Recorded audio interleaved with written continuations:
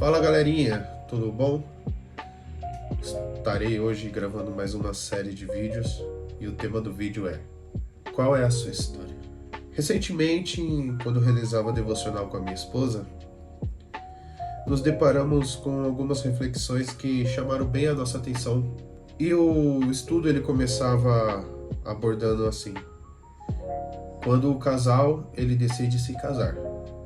E as pessoas elas querem ouvir as histórias desse casal, a sua história. E eles querem saber como vocês se conheceram. Se são amigos de infância, se são amigos da igreja, amigos do trabalho, né? E eles querem saber as histórias de vocês, por onde vocês se conheceram até levar a jornada do casamento. E isso me fez lembrar da minha própria jornada até o casamento. Durante o período do namoro, eu escutei algumas histórias, mas quando eu e a Camila, que é a minha esposa, decidimos nos casar, os testemunhos e milagres se tornou muito mais significativo para nós.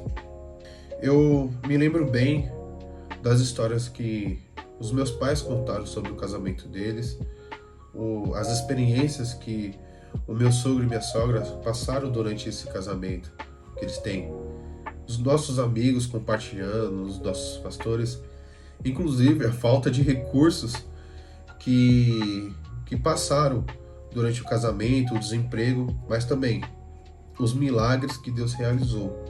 Isso foi muito mais importante para mim. Eu afirmo com vocês que Deus ele ama o casamento. E isso eu tenho vivido intensamente. Durante o tempo que eu estou casado, presenciei inúmeros milagres e percebo que Deus ele tem providenciado tudo. Nesse estudo que estávamos realizando, ele também ressaltou o casamento, ele não serve apenas para proporcionar felicidade ao outro. Ele também nos lembra dos votos que fizemos, que é prometer amar na saúde e na doença, tristeza na alegria, fartura e na escassez, até que a morte o separe. E esses votos eu levo comigo como uma aliança que eu fiz com Deus.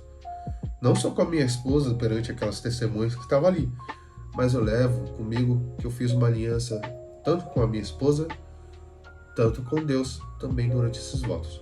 Além disso, o casamento ele é um espaço onde cada um pode cumprir o seu chamado individual, enquanto juntos podemos realizar um maior propósito como casal. Essa compreensão tem me fortalecido muito e ajudado a entender melhor os relacionamentos, sempre com Deus como a base de tudo.